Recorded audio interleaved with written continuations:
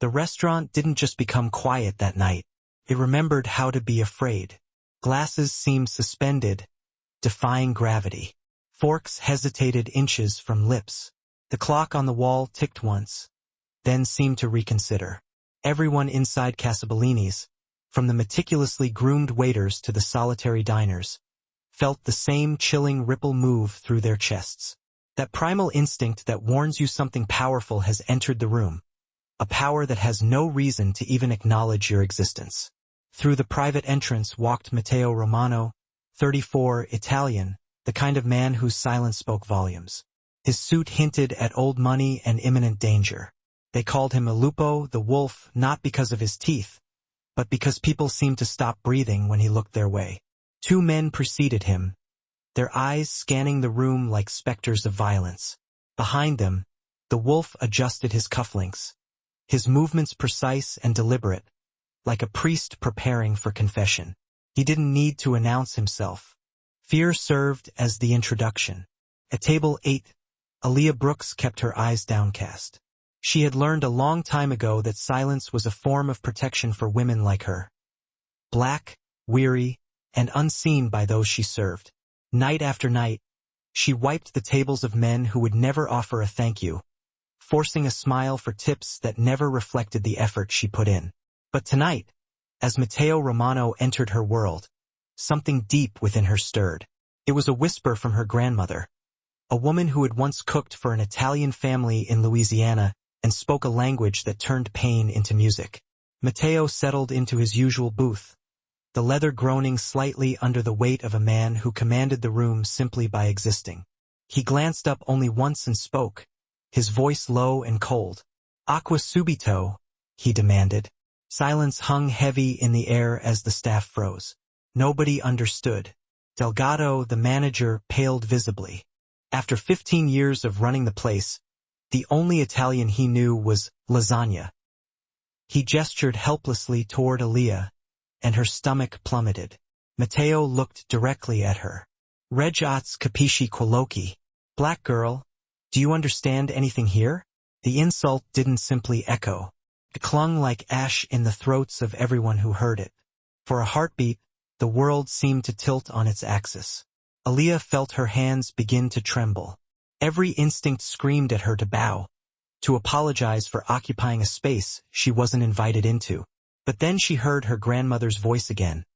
Old words about dignity and faith, about speaking the truth, even when your voice shakes. She straightened her spine. Her breath came steady.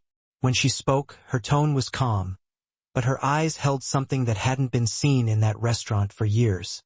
Unflinching grace. "Decided d'acqua apto, senor. Would you like water or respect, sir?" The jazz music stopped mid-note. Someone dropped a spoon. The clatter amplified in the sudden quiet. Matteo's hand froze over his phone. The world, for one fragile second, forgot how to move. Power had met its match, and it spoke with the voice of a woman the world had tried to silence. If you've ever felt small in the presence of someone who thought they owned the very air you breathed, this story is for you. Because sometimes the loudest sound in the room comes from the quietest soul. Before we continue, take a moment, breathe, tap like, hit subscribe and turn on the bell, because what happens next will make you question what true strength really sounds like. Matteo's eyes followed her as if the air itself had started to defy him. The words she had just spoken still lingered in the silence, curling through the room like smoke. For a moment, the man who terrified half the city looked almost vulnerable, just a man who hadn't expected to be truly seen. He leaned forward, his voice low and deliberate. "Impressive," he said in English this time, the word sounding foreign in his mouth, then softly in Italian. "Video O'Connor, let's see if you can keep up." Aaliyah met his gaze. "Depende, senor, that depends on where you are going, sir." Something flickered in his eyes, a challenge. "Then tell me," he said, switching between languages like wielding knives. "What would you feed a man who's running out of mercy?" Her answer came quickly, sharp as a gasp. "Osso buco, canel midolo bonotto." The kind of meal that forces a man to slow down, because mercy takes time. The waiter nearby gasped under his breath. Matteo's expression didn't change, but his silence carried weight. He poured himself a glass of Chianti, then filled hers as well. "Who taught you to talk like that?" "My grandmother," Aaliyah said quietly. "She cleaned for an Italian family back in Louisiana. She used to hum church songs in 2 languages, one for God, one for survival." He stared at her, fingers tapping the table once, twice. "Survival is a language too," he said. "And silence is another," she replied. He almost smiled. Almost. Then his voice dropped, a mixture of silk and command. "Sit." Delgado flinched. "Sir, she has—" Mateo's glance silenced him instantly. No more words. Aaliyah hesitated, then sat. Every eye in the restaurant followed the movement, witnessing the forbidden choreography of class being rewritten in real time.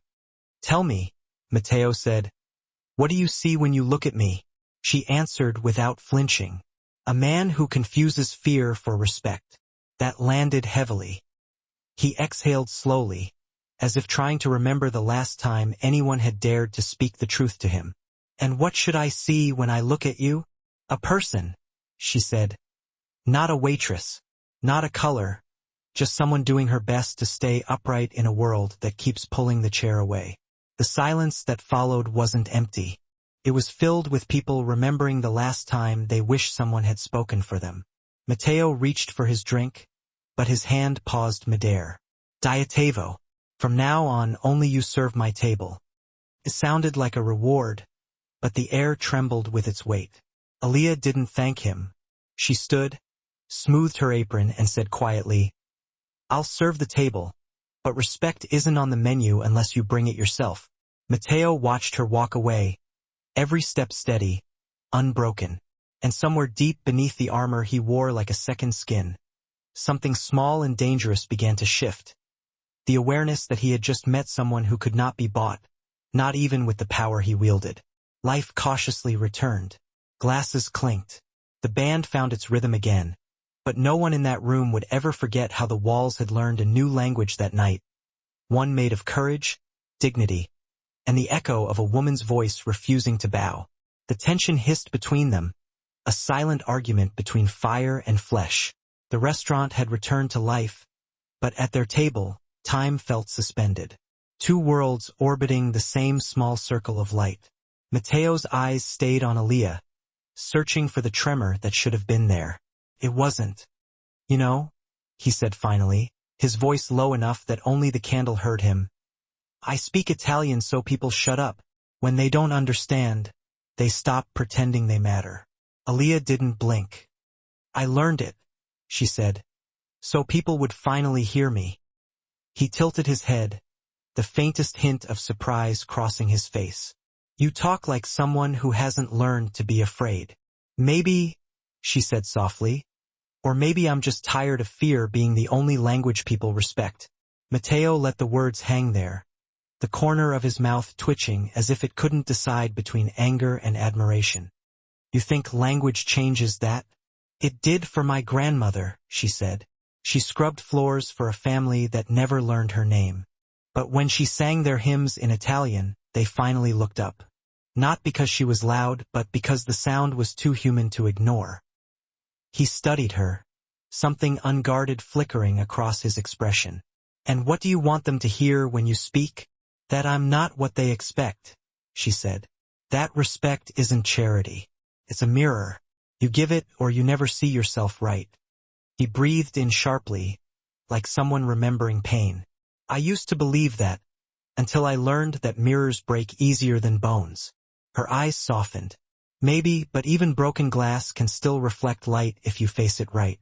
Mateo stared at her as if she'd said something he hadn't allowed himself to believe in years. Then quietly, "My father spoke like that before they buried him for trusting the wrong man." "I'm sorry," she said, "but maybe that's why you talk so people can't talk back.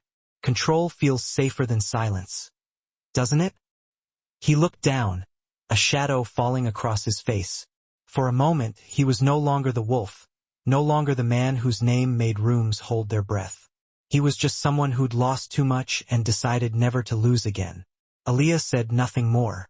She didn't try to fix him, didn't preach. She just sat there, present, steady, the way someone does when they know listening is sometimes the loudest kindness. Mateo exhaled, reached into his jacket, and placed a stack of crisp $100 bills on the table. He didn't look at her when he did it. "For the meal," he said simply. Then he stood, every movement deliberate, like a man leaving a confession half-finished. When he was gone, the sounds of the restaurant returned. Clinking forks, muted laughter, but none of it reached her. Aaliyah gathered the bills and froze at a single folded note beneath them. "Tomorrow. Same table." She stared at the words until the ink blurred. Somewhere deep inside, fear and curiosity intertwined like prayer and danger. For the first time in a long while, she didn't feel invisible. She felt seen, and she wondered if being seen could save a soul. Could it also cost one? Morning light spilled into the apartment like mercy that came too late. The cheap blinds couldn't block it. The city was already awake, but Aaliyah wasn't ready for its noise.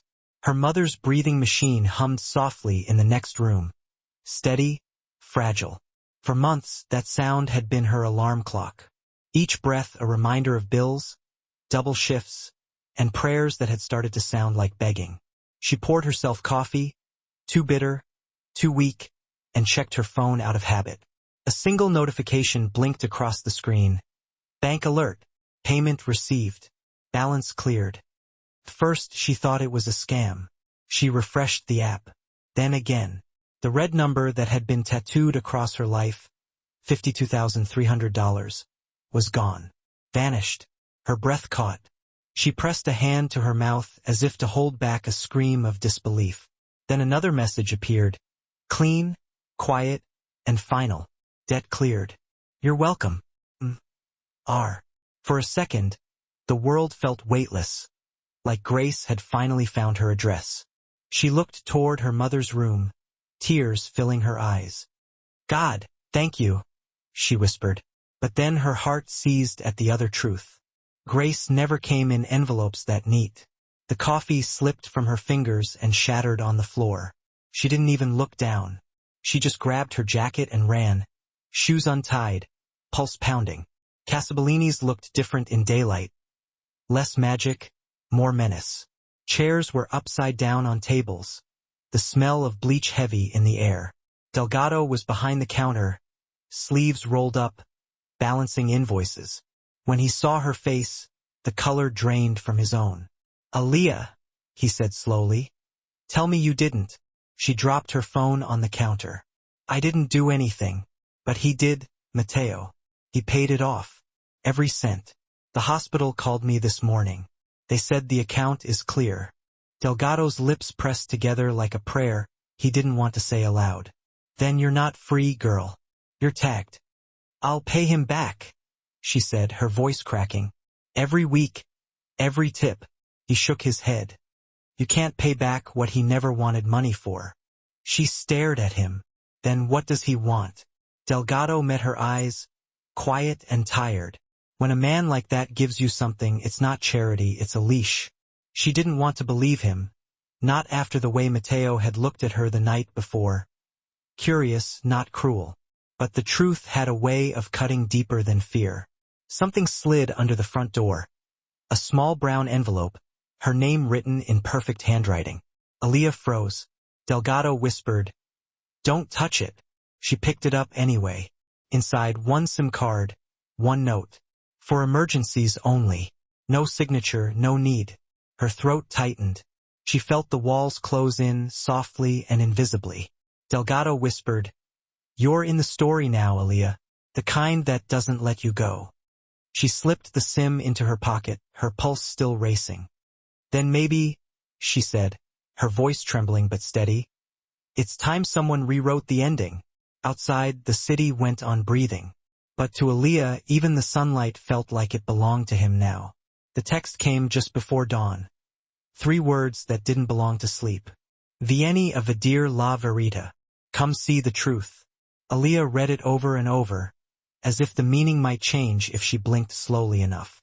Her phone screen glowed in the half-dark kitchen, catching the small reflections of a life that had never stopped trembling. Unpaid bills, cold coffee, the rhythm of her mother's breathing machine behind the wall. For a moment, she imagined it was a mistake, a wrong number from a world she didn't belong to. But the initials below the message told her otherwise. M.R. The man who erased $52,300 as easily as deleting a name. She set the phone down, tried to breathe evenly. Gratitude and fear moved inside her like two currents fighting for the same river. Another message lit up the screen. No bodyguards, no tricks, just talk. It wasn't a command. It was something worse. A door that sounded gentle when it opened. She typed a reply, then deleted every word. Why me? Became, what do you want? Became nothing at all. She locked the phone, but it vibrated again almost instantly. Some truths can't be texted. She pressed the device to her chest, eyes closed. Her grandmother used to say that when the devil knocks, he'll never shout. He'll whisper something that sounds like understanding. By morning, she'd packed her courage into a coffee cup and called Delgado. He showed up still half-dressed from sleep, worry lining his face. You're not going, he said before she could even explain. You think he's asking, but men like that don't ask. They decide. I just need to know, she said. I owe my mother the truth. At least that much. Delgado shook his head. You owe her peace, not proof. His voice softened. You're not the first girl he's looked at like a question. She turned away, pretending to clean the counter. He paid my mother's debt. I can't ignore that. You can, Delgado said. If you value what's left of your name. Before she could answer, the world outside changed pitch. The sound of an engine. A smooth, low growl filled the silence. Delgado went to the window, his face drained. Alfa Romeo, he whispered. Black. He's here. Aaliyah walked to the door. Every step felt borrowed. Delgado caught her wrist. You walk out there, you stop being someone with choices. She met his eyes. Maybe I stopped being that the night he spoke to me in his language. Outside, the car gleamed like oil in sunlight. Mateo sat behind the wheel, sleeves rolled to his forearms, smoke curling from the cigarette between his fingers. No guards, no shadows, just him. She hesitated at the curb. He looked up, his eyes unreadable, his voice steady. Get in. She opened the door and slid into the passenger seat. The leather was warm. The air smelled faintly of cedar and danger. You could have sent anyone, she said. I don't trust anyone, he replied, then quieter. You'll see why soon enough. The city began to shrink behind them, the streets dissolving into a blur. And somewhere between the streetlights and the sunrise, Aaliyah realized she wasn't chasing answers anymore. She was chasing the moment when fear and curiosity started to sound the same. The drive ended where the city forgot to breathe. Along the waterfront, the wind tasted like rust and rain. Aaliyah watched as Mateo stopped the car before a gate so discreet it could have been mistaken for nothing. He said nothing, only nodded to a camera. The gates parted soundlessly. Inside, marble and silence shared the space. The Romano Country Club, the gold letters proclaimed. But there was no laughter, no music, no golf carts humming in the distance, just the hum of wealth pressed against something colder. Fear disguised as respect. Mateo guided her through the hall. Every light they passed flickered once, as if the building itself was warning her. She wanted to turn back, but his voice, steady and low, anchored her. Few people see what you're about to. They reached an elevator hidden behind a wine rack.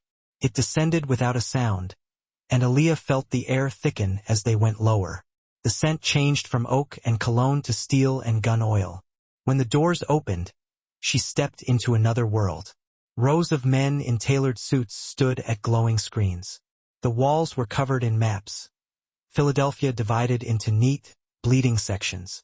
Red pins where there should have been people, white pins where there once were. Mateo walked through the room without looking at anyone. They parted like water before him. He didn't need to raise his voice.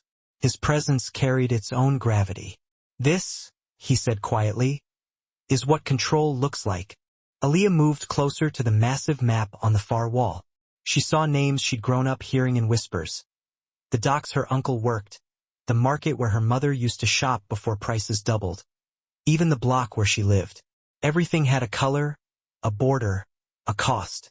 He led her into a smaller room lined with dark wood, the air heavy with age, wine, and regret. On the table, folders, sealed envelopes, a ledger written in Italian. Matteo handed her one. "You can read it." She hesitated, then began translating softly.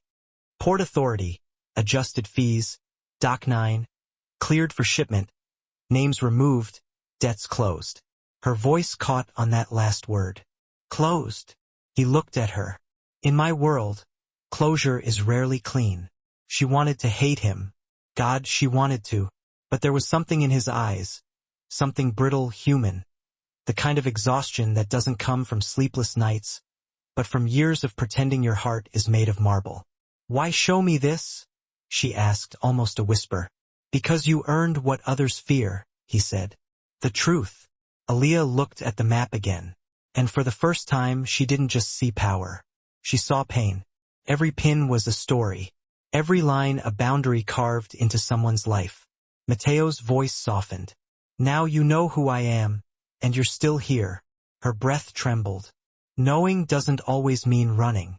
He studied her for a long moment, then said quietly, "Transparency is dangerous, Aaliyah, because once you see the monster, you can't pretend he isn't human." For a heartbeat, she saw it.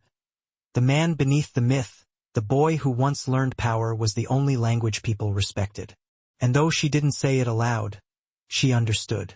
Sometimes the scariest part of the truth isn't how dark it is. It's realizing how much of it looks like you. The sound came first, deep, distant, and wrong. Not thunder, not a storm, but something man-made, metallic, final. Then came the vibration underfoot, like the earth itself flinched. Matteo's office windows rattled. Aaliyah looked up from the map on the wall, her breath catching. In the distance, orange light bloomed over the river. For a heartbeat, it was almost beautiful, until the second explosion followed. Louder, closer, angrier. The door burst open. Enzo stumbled in, soaked to the bone, his coat streaked with smoke and rain.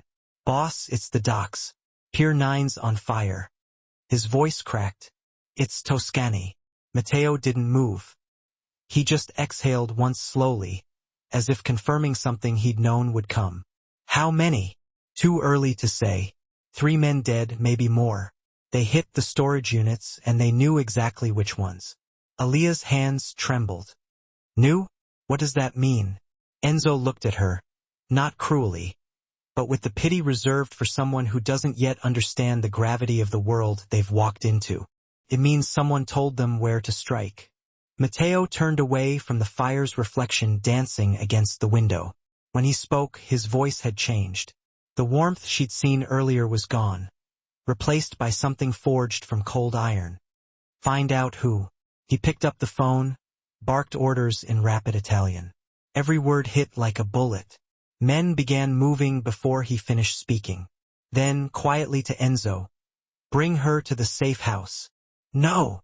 Aaliyah's voice cracked. "You're not sending me away. I can help." He turned sharply, his eyes like storm light. "Help? You think this is a movie? Aaliyah, this isn't dialogue. It's war." Her throat tightened. She wanted to scream, to run, to understand. "Matteo, please tell me what's happening." But he was already somewhere else. That other version of himself, the one people called El Lupo, the wolf. His phone buzzed again. Enzo answered, pale.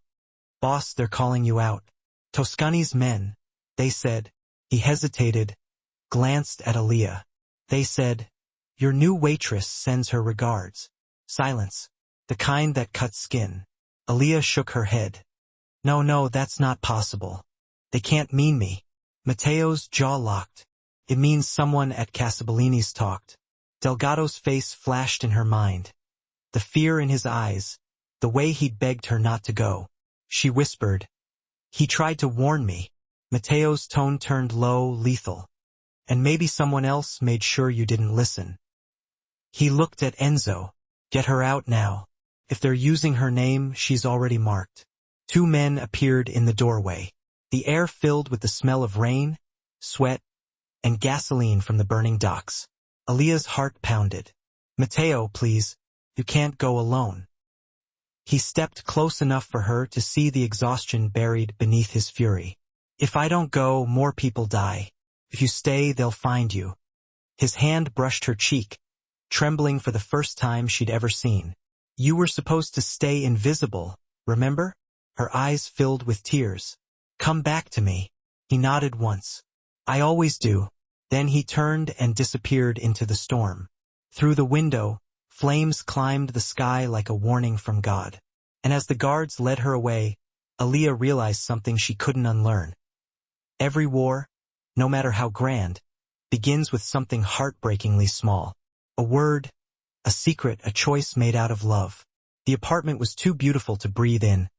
Walls of glass, soft light spilling across white floors, a skyline painted in gold and gray. Yet Aaliyah felt smaller with every second that passed. The silence was heavy, expensive, unnatural. Somewhere in that stillness, she could almost hear her old life calling. The clatter of dishes at Casabellini's, her mother's soft hum through the kitchen door. Sounds that meant freedom, sounds that meant home. Now she was a guest in her own safety. Two women guarded the door, both calm, both armed, both polite in the way walls are polite. Unyielding. The older one flipped. Through a newspaper she was clearly feigning interest in. The younger guard pretended to be engrossed in scrolling through her phone. Aaliyah could feel their eyes on her, even when they weren't visibly moving. "Can I step outside for a moment?" she asked, her voice hushed, like a child tentatively seeking permission in a stranger's home. The older woman didn't even glance up. "No, Miss Brooks. Mr. Romano's orders." 26 minutes and 31 seconds. The air in the room seemed to thin, becoming almost unbreathable. She turned toward the window, pressing her hand against the cold, unyielding glass. "I can't even open it. It's for your protection, they say." She almost laughed out loud at the absurdity of it all. Then why does it feel so much like punishment? No one offered an answer. The city sprawled out below, a glittering tapestry of lights. Cars, street lights, possibilities she couldn't touch. Aaliyah turned back into the room, beginning to pace restlessly. Her phone buzzed once on the table. "Mateo," two terse words. "Stay inside." Nothing else. No warmth, no comfort, just a cold command. Her chest tightened with a familiar anxiety. She dialed his number anyway. He answered after a long, agonizing silence, his voice rough with exhaustion. "You shouldn't be calling me. Then maybe you shouldn't treat me like property. You're safe there. I'm trapped here." Her voice cracked with emotion. "Do you even hear yourself, Mateo? You build walls around me and call it love." On the other end of the line, his breath hitched. "If I lose you, I lose everything that's left that's human in me." Aaliyah swallowed hard, trying to regain her composure. "Then maybe you should learn to love without owning." Static filled the line, long and hollow, amplifying the distance between them. Then his voice, softer now, laced with a hint of vulnerability. "Maybe you should 27 minutes and 46 seconds learn that not everyone gets that luxury." The call ended abruptly. She sat there for a long time, staring at the blank screen, tears welling up in her eyes but refusing to fall, burning behind her eyelids. The younger guard finally spoke, her voice unusually quiet, almost hesitant. "He's not used to caring about someone who can talk back." Aaliyah managed a faint, broken smile. Then maybe he should start learning. She reached for her purse, the one she'd stubbornly refused to leave behind. Something metallic caught the light inside the seam. Tiny, almost invisible. A red blink, so faint at 28 minutes and 19 seconds, could easily be mistaken for a reflection. But she knew better. Her heart seemed to stop in her chest. She lifted the purse slowly, carefully. A microphone. Not Mateo's doing. He didn't need to eavesdrop. He had other ways. Aaliyah's pulse raced. Someone was listening. Someone else. She zipped the bag closed quietly and placed it back on the table. Her breath came in shallow, measured gasps. Across the room, the clock ticked louder than ever, like a countdown to something she couldn't see. She looked out the window one more time at the city, alive with people who had no idea she existed, and whispered, almost to 28 minutes and 52 seconds herself, "Freedom isn't just leaving the cage. It's learning who built it." Far away, through static and shadow, a man's voice murmured over an intercepted channel, cold and certain. "She's in the cage, just where we want her." The room was drenched in silence, the oppressive kind that presses against your ribs until it hurts to breathe. Aaliyah sat on the floor beside the window, the city below reduced to nothing more than a blurry wash of lights and rain. In her hand, she clutched a rosary, old and worn, the silver dull from years of use. It 29 minutes and 29 seconds had belonged to her mother, who used to say, "Faith wasn't about knowing the way. It was about walking even when you couldn't see the ground." She hadn't prayed in years. The world had taken too much from her for her to believe in invisible things. But now, surrounded by walls that didn't echo back her name, she desperately wanted something, anything, to remind her that she was still human. Her fingers hesitated over her phone. Then she scrolled to a name she hadn't seen since childhood. Sister Camila. The call rang 30 minutes and 1 second twice before a warm voice answered. Tired, but still carrying that quiet certainty that only faith can provide. "Child, it's been so long. What's wrong?" Aaliyah tried to speak, but all that came out was a whisper. "I don't know how to be brave anymore." Sister Camila didn't rush her, didn't push her. "Then sing. You always found your courage in a song." Aaliyah closed her eyes. The first note broke like glass, soft and trembling. Then the next found its footing. Her voice, fragile yet certain, filled Clear's throat the room. Panis angelicus fit panis hominum. The melody rose, wrapping the air in something pure and ethereal. It wasn't about God anymore. Not exactly. It was about her mother in that sterile hospital bed. About little girls who grow up learning to be strong before they're ever allowed to be safe. It was about love that doesn't quit, even when everything else does. One of the guards crossed herself quietly, instinctively. The other just turned away, as if she'd witnessed something too intimate to watch. But miles away, in the damp belly of an abandoned 31 minutes and 13 seconds warehouse, another listener leaned closer to a flickering monitor. Luca Toscani. The hymn drifted through hidden speakers, clear as if she were standing right there in the room with him. He smiled.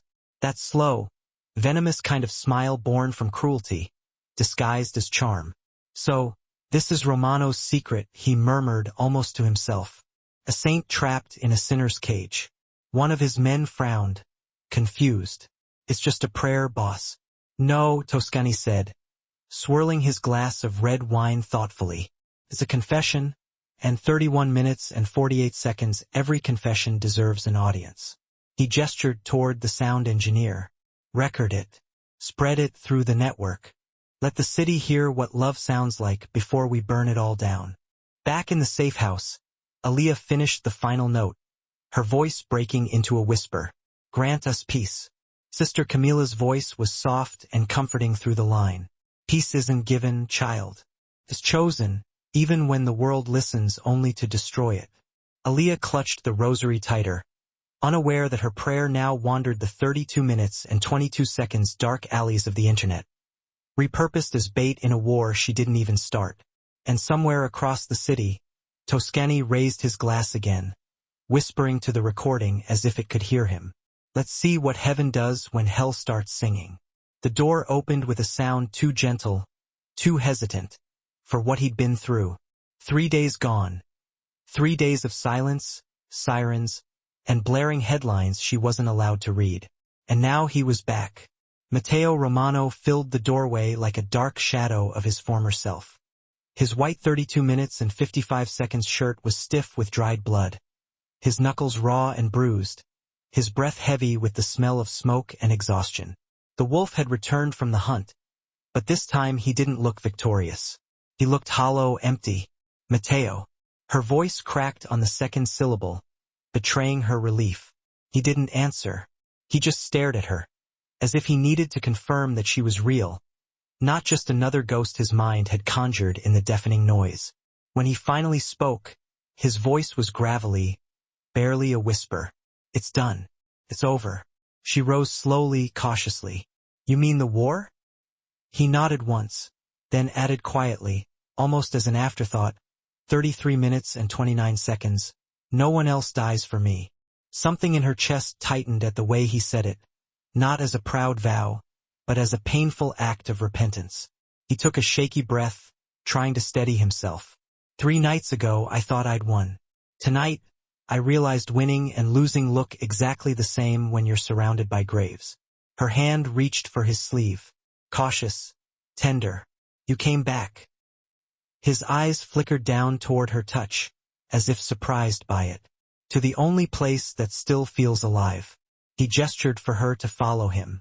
Down the hall, behind a steel door she had never 34 minutes and 1 second noticed before, was a small room. Dim light, the lingering scent of wax, the air thick with incense and memory. When the door closed, the world outside grew quiet, almost non-existent.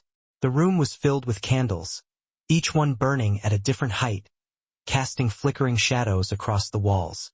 A marble statue of the Virgin Mary stood in the center, her face carved in an expression of eternal mercy. Beneath her, a photograph of an older man with Matteo's eyes, stern, proud, wounded. My father, he said softly, his voice filled with a strange mix of reverence and regret. He built this city's silence. Every favor, every fear, all his. When he died, I thought I had 34 minutes and 37 seconds to become him. Aaliyah looked at the dozens of candles flickering like fragile souls.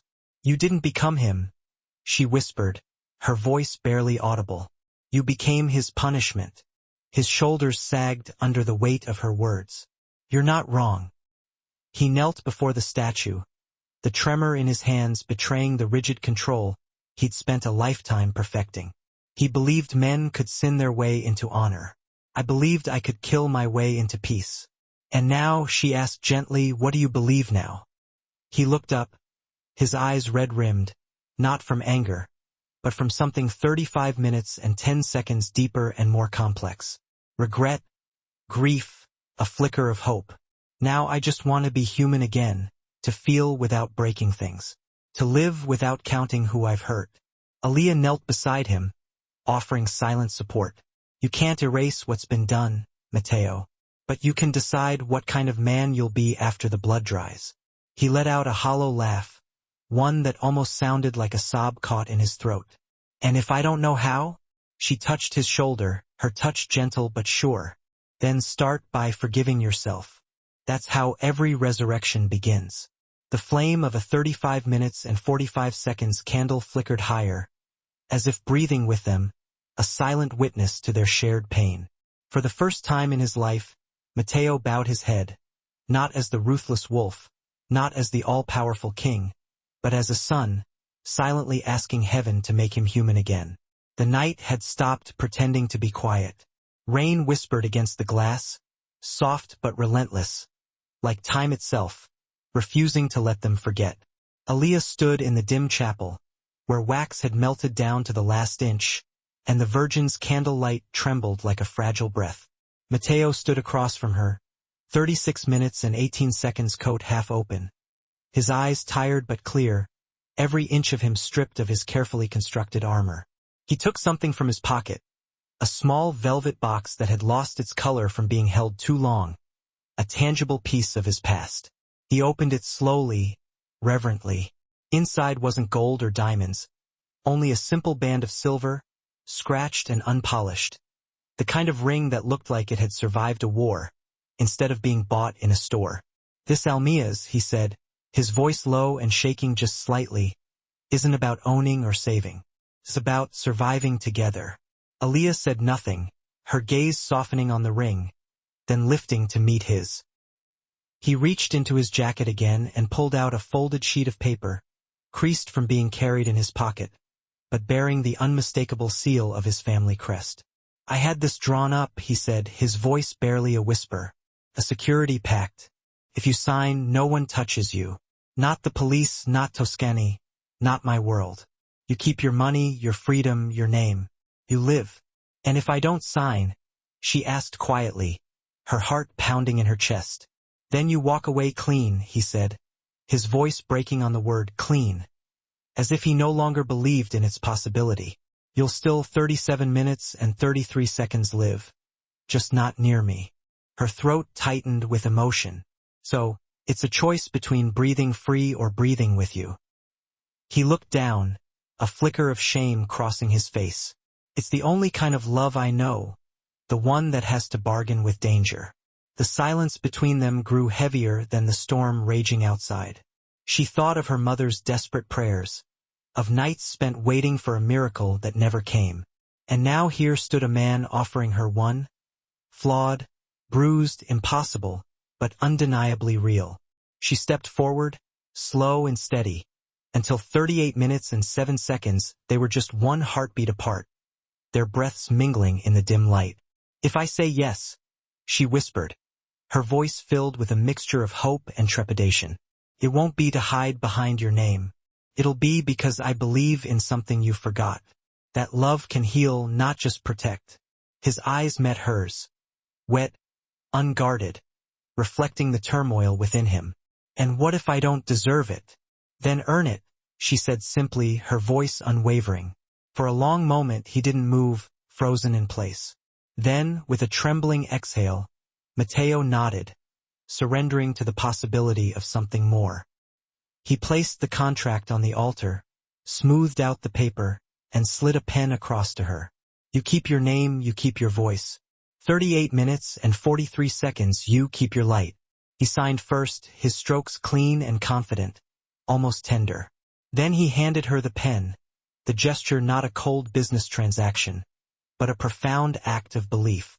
This isn't about forgiveness, he said quietly, his eyes locking with hers. It's about foundation. You build the front. I'll build what protects it.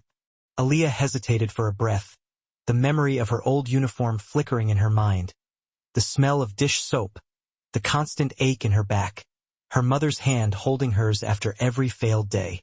Then she signed, committing herself to the unknown. The ink shone wet for a second, then settled, sealing the kind 41 minutes and 4 seconds of promise that changes people, the kind that builds legacies. Camera flashes painted the room in jarring bursts of light. Headlines were already being written. From Waitress to co-owner, a story of redemption. But redemption, Aaliyah knew, was never that simple, never a straight line. When Casabellini reopened its doors, the air inside felt different, transformed. The chandeliers glowed softer, casting a warm, inviting light. The tables carried lilies instead of harsh, flickering candles, and the staff moved with a newfound sense of cautious pride. Matteo stood before them, raising a glass in a silent toast. To second chances, he said, his voice steady and resonant, but his eyes fixed solely on Aaliyah. The applause was 41 minutes and 38 seconds, polite but unsure, the tentative sound of people learning to hope again. Delgado, standing stiffly at the bar, clapped the loudest, but his smile didn't quite reach his eyes, betraying his inner turmoil. He looked at Aaliyah the way a man looks at a bridge he knows won't hold under the strain. She walked to him later, resting a comforting hand on his shoulder. You taught me this place, she said softly, her voice filled with gratitude. Your family, Delgado. Don't ever forget that. He swallowed hard, fighting back the rising tide of emotion. Wouldn't dream of it.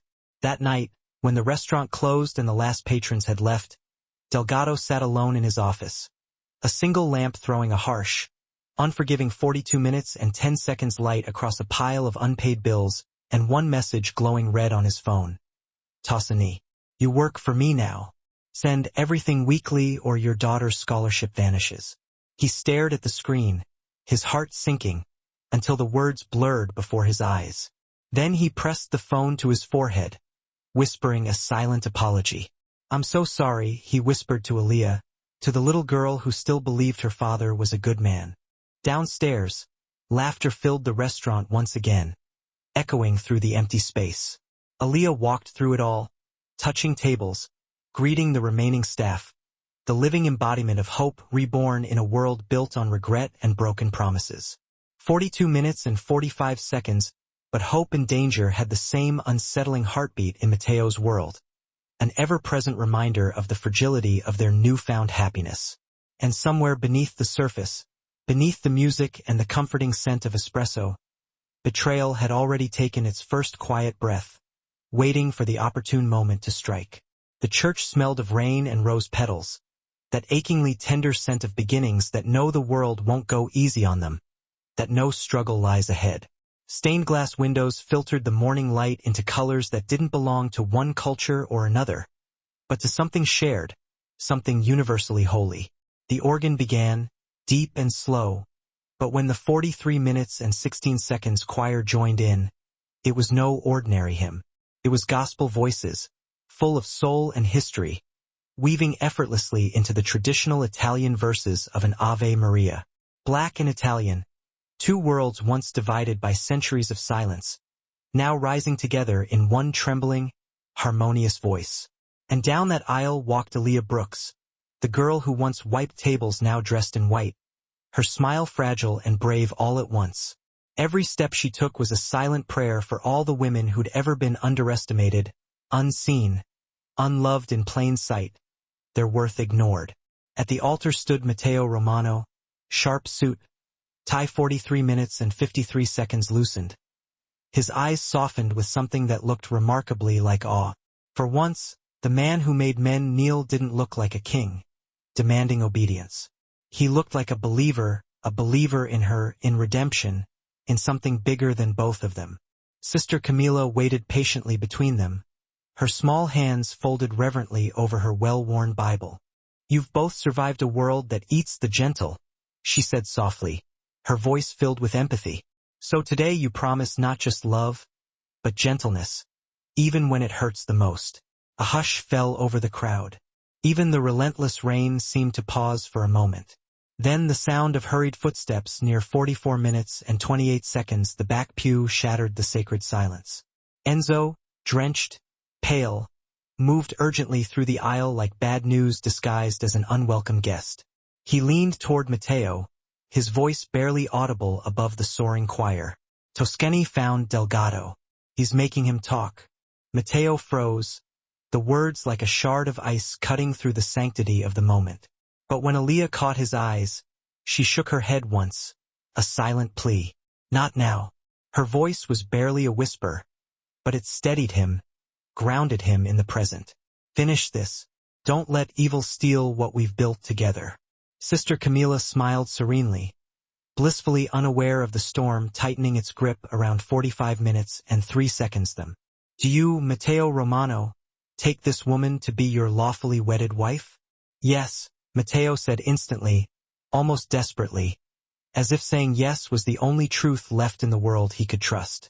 "And you, Aaliyah Brooks, do you take this man?" "I do." The choir rose louder now, their sound swelling like hope itself, refusing to be extinguished. But just as the applause began, one of the bridesmaids clutched Aaliyah's small clutch purse, her eyes wide with terror. Something's blinking inside. The world snapped back into a suffocating silence. Matteo stepped forward protectively. The soft light caught it. A tiny red pulse, emanating from a micro-device 45 minutes and 37 seconds, hidden deep within the lining of the purse.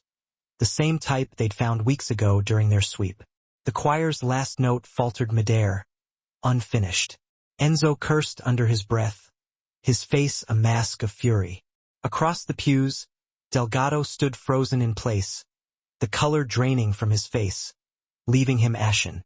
Sweat rolled down his temple, a testament to his fear and guilt. Aaliyah's eyes found his, heartbreak mixing with disbelief and betrayal. "Why?" she whispered, her voice cracking with pain. Delgado couldn't speak, paralyzed by his actions. His lips trembled, unable to form a coherent response. "They have my daughter." Sister Camilla's hand rose, trembling slightly, but sure. "Then let mercy stand between you before blood 46 minutes and 11 seconds does." Thunder cracked outside, a sound like heaven warning them that vows are only sacred if they can survive the storm, if they can withstand the darkness. Matteo turned to Aaliyah for one long, searching breath. Danger, faith, and love shared the same unsettling heartbeat, a constant reminder of the stakes. "Finish it," she whispered, her voice filled with a quiet strength. Make it true. And beneath the trembling light of stained glass, surrounded by their loved ones, he did. Their vows were spoken not just before God, but before the ghosts of everything they'd survived, everything that had tried to tear them apart. When the choir resumed their singing, their voices sounded different, deeper, richer, like forgiveness itself, finally learning how to breathe again. The cellar breathed like a wounded animal. The very walls seemed to groan in pain. The air was thick with the smell of salt and rust, the kind of coal dust that clings to bone and memory, refusing to be washed away. Candles flickered precariously along the rough stone walls, throwing fractured light across the faces of men who'd done terrible things and learned, or pretended, to live with them. Clear's throat until tonight. Delgado was on his knees, his hands bound tightly behind him, rainwater dripping incessantly from his matted hair. He didn't cry yet, still clinging to a sliver of hope. He was too afraid to believe he still could, too afraid to surrender to the despair that threatened to consume him. Across from him stood Matteo Romano, his coat open, revealing the gun 47 minutes and 18 seconds heavy at his side. A man carved from fury, but hollowed out by loss, the weight of his past etched on his face. You betrayed her, Matteo said, his voice soft, too soft, the kind of quiet that always came before something irreversible, something catastrophic. You put a wire in the pocket of the woman I swore to protect. Delgado lifted his head, his eyes bloodshot, his lips trembling uncontrollably. He had my daughter, Matteo, Tosani. He showed me her picture outside the school. Said if I didn't do it, she'd vanish before the final bell. Matteo's hand twitched almost imperceptibly around the gun, as if fighting an internal battle. So you sold a soul to 47 minutes and 56 seconds save one. Delgado's breath hitched in his throat, a silent plea for understanding. Wouldn't you? The silence that followed was so thick it felt like it could drown them both, pulling them down into the depths of their shared guilt and fear. Then Matteo stepped forward, his movements deliberate, pressing the cold barrel of the gun to Delgado's forehead. Every man thinks he's righteous when he sins for family, he whispered, his voice laced with a venomous sadness. But the graveyard's full of fathers who said the same thing. From the doorway came a sound, light, steady, defiant, cutting through the oppressive atmosphere. Aaliyah, her white dress streaked with dirt and rain, her eyes gleaming with something fiercer than fear, something akin to righteous anger.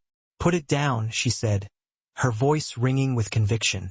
Matteo didn't turn, his focus solely on Delgado. He betrayed everything. He chose wrong, she said, walking closer, her voice unwavering. But not because he's evil, because he's human. He spun toward her, his anguish spilling out, momentarily eclipsing his anger. You think mercy fixes this? You think Tosani will stop because I grow a conscience? No, Aaliyah said, stepping bravely between them, positioning herself as a shield. But killing him makes you Tosani, and I didn't marry another Toscani. The words landed in the room like a prayer, unexpected and powerful, in a space built for punishment and retribution. Matteo's hand trembled violently. You don't understand. I understand perfectly, she cut in, her voice gaining strength. You've been fighting wars for so long, you don't even remember what peace feels like. Let him live, Matteo. Let this be the first thing you do as a man who wants to change, as a man who wants to be different. Delgado was crying now, his chest shaking with sobs.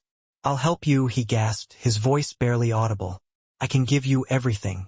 Tosani's shipments, his ledgers, proof. Just please don't let my daughter grow up thinking her father died begging. Matteo's eyes closed, the sound of that word, daughter, cracking 49 minutes and 40 seconds something deep within him, breaking through the hardened layers of his heart. He saw himself at 8 years old, standing numbly by his father's coffin, swearing to himself that he would never be weak again, that he would never show vulnerability. He saw the boy he used to be, praying desperately for a mercy he'd never known, a forgiveness that seemed impossible. When he opened his eyes, they were wet with unshed tears, reflecting the pain of his past and the uncertainty of his future.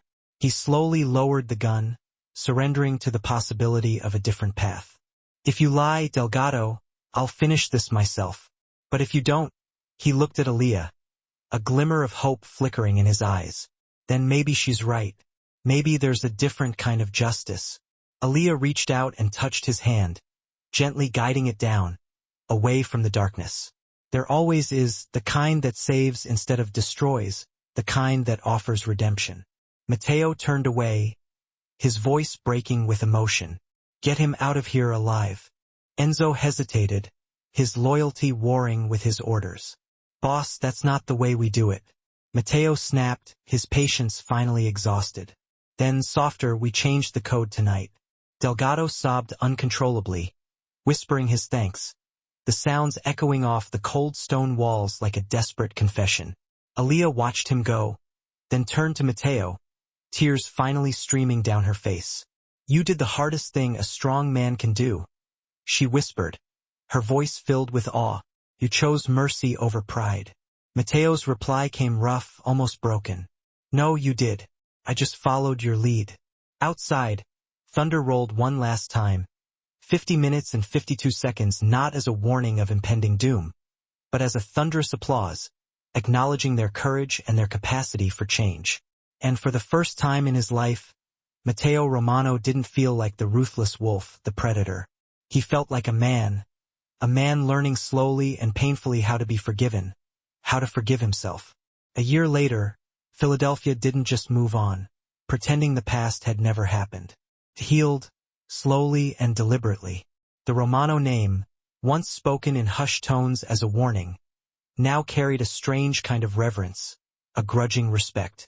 Casabellini glowed once again, its windows spilling golden light onto the bustling street, a beacon of hope in the heart of the city. The laughter inside rose like Sunday hymns for the living, a celebration of life and resilience. Every corner of the restaurant pulsed with stories. 51 minutes and 27 seconds, cooks singing softly in the kitchen, customers clasping hands across tables that once divided them, their shared meals a symbol of unity. The Black Italian Sunday dinners had become a beloved tradition that no one dared to miss, a testament to their shared heritage. A place where gospel met opera, where forgiveness had a distinct flavor, a blend of garlic, basil, and redemption.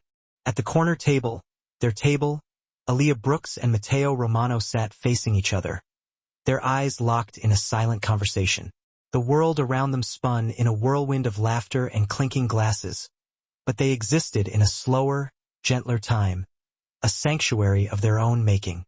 Aaliyah wore a soft golden dress, her curls loose and cascading, the 52 minutes and 1 second glow in her skin outshining the chandeliers, her beauty radiating from within.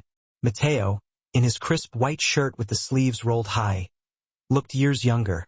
The harsh lines softened, the scars still there, but healed from the inside, a testament to his transformation. "You hear that?" she asked, tilting her head toward the mingling melodies, the soulful gospel and the passionate Italian ballads twisting through the air like old souls learning to dance together again.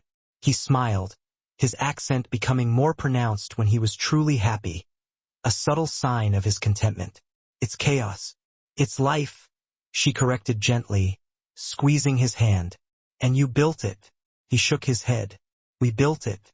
I just stopped breaking things long enough at 52 minutes and 38 seconds to see what love could make." Their eyes met, not with the fire of lust or the fear of danger, but with the quiet awe of two people who'd been through hell and come back, holding hands. Delgado passed by with a tray, pausing just long enough to give a nod. The bracelet his daughter made, bright beads spelling hope, caught the light. Across the room, Enzo laughed with a busboy, the sound light and unburdened. News clippings framed on the wall told the rest of the story. Tossani convicted in federal court at 53 minutes and 12 seconds. Romano Group goes legit. From blood to bread, a new chapter for the Docklands. Aaliyah traced the rim of her glass, her voice low, almost a whisper. "I used to pray for days like this, days when peace didn't feel like a rumor." He watched her, his voice barely rising, and then she smiled, eyes soft. Now I just pray we never forget what it cost." He leaned in closer, studying her face as though memorizing it all over again. "You think people can really change?" "I think love doesn't change people," she said at 53 minutes and 51 seconds. "It reminds them who they were before the world taught them fear." He nodded slowly, the words sinking in deep.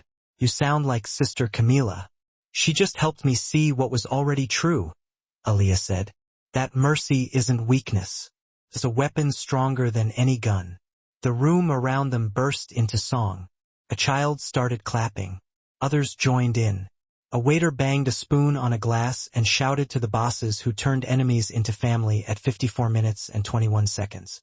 Laughter rippled through the crowd. Mateo lifted his glass, but his eyes never left hers. "You know," he said softly, "I still think about that night, the first one. You standing there, tray shaking, eyes burning a hole right through me." Her laugh was small but full of warmth. "And you thinking Italian was a crown you could hide behind." He smirked. "If that night you'd stayed quiet." She met his gaze, the whole restaurant fading into the background. "If I'd stayed quiet?" she said, voice like silk wrapped around steel at 54 minutes and 57 seconds. "Then the whole world would have stayed deaf." He didn't answer. He just smiled, slow and grateful. The kind of smile that comes after forgiveness finally finishes its work. The choir swelled in the background, gospel rising, Italian harmonies threading through. It was imperfect, human, glorious. Mateo reached across the table, brushing her hand gently. "You taught me that silence kills more dreams than bullets ever could. And you taught me," she said, "that even wolves can learn to protect instead of devour" at 55 minutes and 33 seconds. He laughed softly. "So what now, Sonora Romano?" She leaned closer, eyes glimmering. "Now we feed the world. One plate, one song, one second chance at a time." Outside, dusk settled over the city, not heavy, but tender. Inside, the camera would linger, her laughter spilling like sunlight, his hand resting over hers. There, reflections blurred together in the wine glasses. Then the music would swell. Dante, "Oh Happy Day" blending with Volare, gospel in Italian, soul and spirit. The lights dimming just enough for the audience to feel that warmth, that pulse, that hope at 56 minutes and 13 seconds. The final frame, their hands entwined on the table, the ring glinting softly. "Mateo, if I hadn't met you." "Aaliyah, you'd still be lost." "Mateo, and if you hadn't spoken that night." "Aaliyah, then the whole world would still be deaf." Fade to black. The choir holds the final note. Long, aching, radiant. A line appears on screen. "Forgiveness doesn't erase the past. It teaches the future how to begin again," at 56 minutes and 51 seconds. Then the voiceover. Soft, steady, the kind that makes viewers breathe deeper. If this story touched you, share it. Because somewhere out there, someone's waiting to believe that change is still possible. A gentle call to action, not shouted, but felt. Because that's what the best stories do. They remind us we're not broken beyond repair. They remind us that love, even in a mafia's heart, can still sound like gospel. He just shook his head slowly. "We built this," he said, a hint of wonder in his voice. "I just stopped long enough at 52 minutes and 38 seconds, breaking things, to finally see what love, real love, could actually create." Their eyes met, a connection formed not from the heat of lust or the adrenaline of danger, but from the quiet, profound respect of two people who had stared into the abyss and somehow found their way back, their hands clasped tightly together. Delgado walked past, carrying a tray laden with food and drinks, pausing briefly to offer a silent nod of acknowledgement. The bracelet his daughter had lovingly crafted, its bright, colorful beads spelling out the word hope, shimmered in the warm light. Across the bustling room, Enzo was sharing a laugh with a busboy, the sound carefree and light, completely unburdened by the darkness of the past. Framed news clippings hanging on the wall provided the historical context, the stark truth of their journey. Tossani convicted in federal court, blared one headline at 53 minutes and 12 seconds. Romano Group goes legit, declared another. From blood to bread, a new chapter for the Docklands, a third proclaimed. Aaliyah delicately traced the rim of her wine glass, her voice soft, barely audible, almost a whisper. I used to just pray for days like this, she confessed. Days when peace wasn't just some distant, impossible rumor. He watched her intently, his voice low and filled with emotion. And then, she graced him with a warm smile, her eyes soft and full of tenderness. Now, she said. Now I just pray we never, ever forget what it cost us to get here. He leaned in closer, carefully studying her face as if trying to memorize every single detail all over again. Do you really think people can actually change? He asked, his voice laced with a hint of doubt.